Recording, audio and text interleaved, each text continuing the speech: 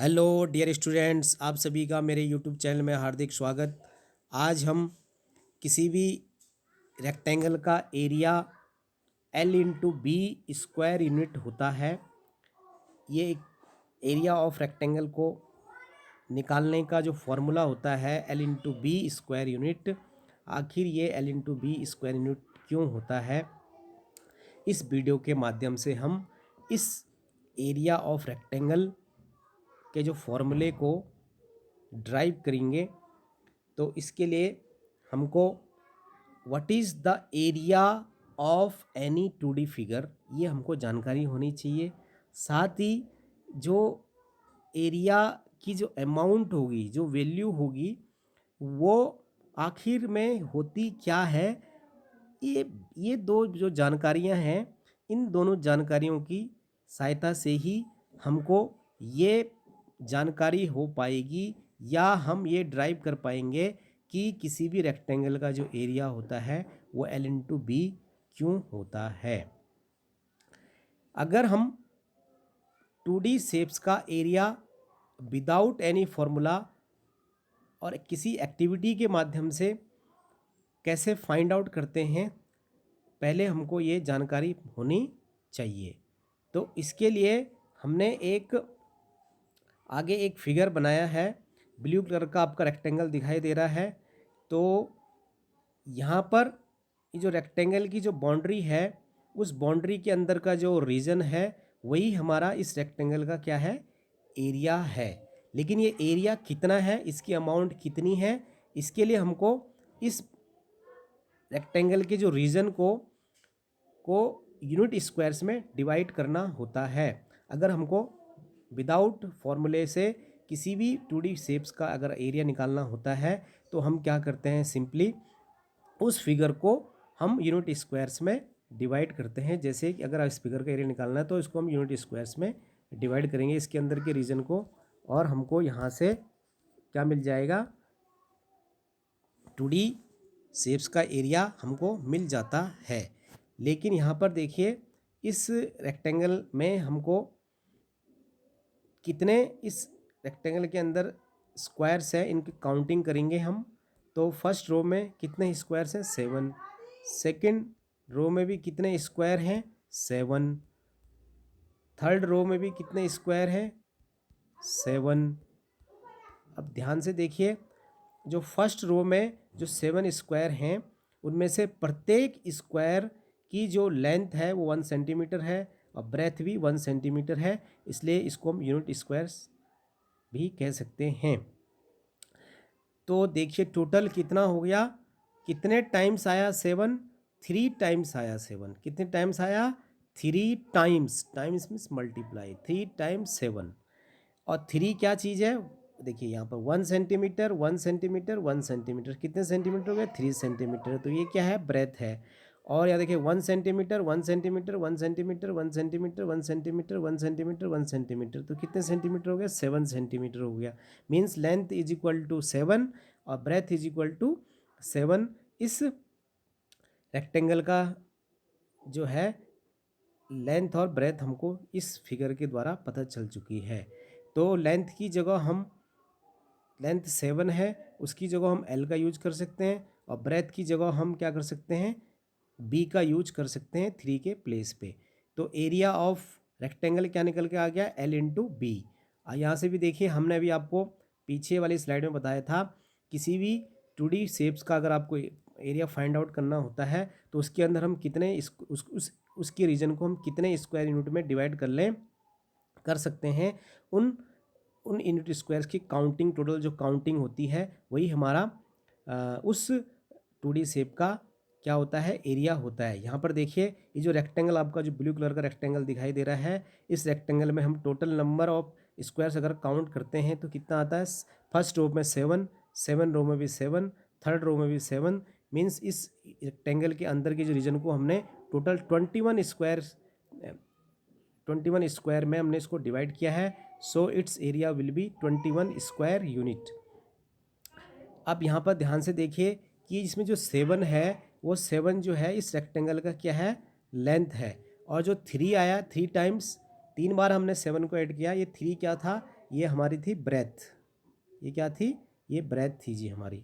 इसलिए 3 की को हम रिप्लेस कर दिया हमने बी से ब्रेथ, और 7 को रिप्लेस कर दिया एल से, तो एरिया ऑफ रेक्टेंगल निकल के क्या आता है, L into B.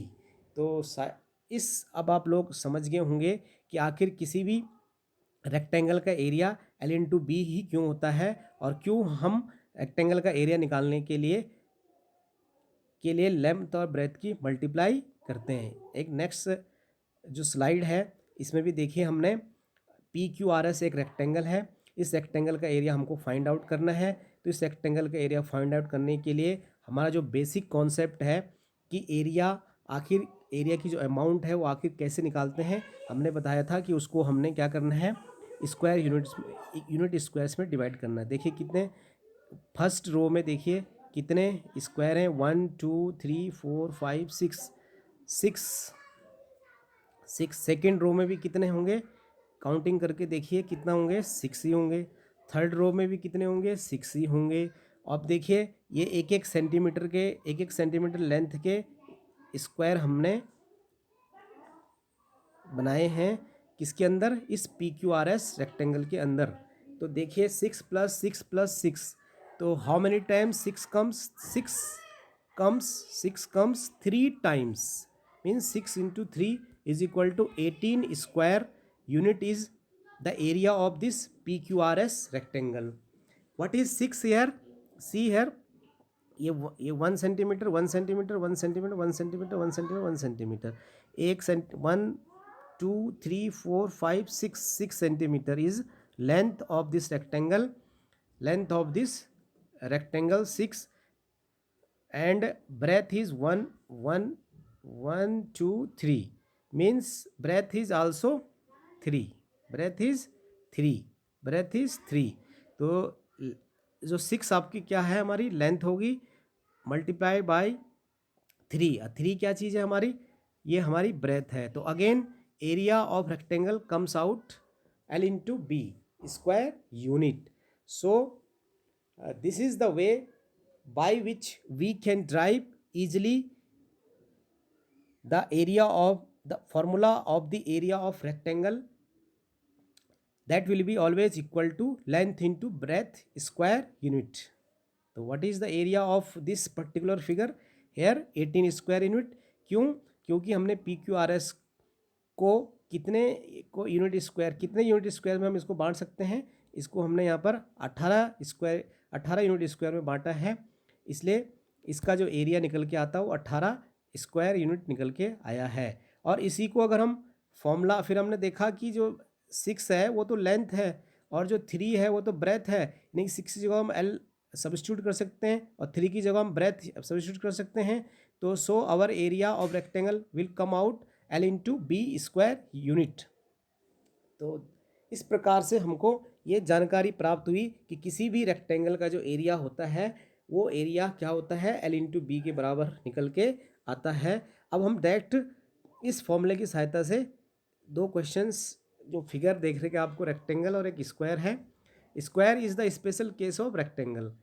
Rectangle, if in rectangles the length and breadth will be equal, then that rectangle becomes square. So square is the special case of rectangle. So both have same formula for finding the area of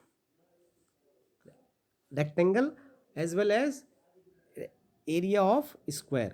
अब देखिए यहाँ पर हमको length दे रखी है 6 centimetre और breath दे रखी है 4 सेंटीमीटर फर्स्ट फिगर में। तो अगर हम इसको एरिया फाइंड आउट करना है तो क्या करना है, अब हमको अब जानकारी मिल गई है। अब हमको it is very well known to us that the area of rectangle is always equal to length into breadth. अभी हमने पीछे ड्राइव भी करा, तो लेंथ कितना है 6 सेंटीमीटर, ब्रेथ कितना है 4 सेंटीमीटर, तो result will be 24 square unit. अब 24 स्क्वायर यूनिट का मीनिंग क्या हुआ कि हमने जो ए बी सी डी जो स्क्वायर है यहाँ पर दिखाई दे रहा, इस A B C D square को हमने 24 स्क्वायर यूनिट में हमने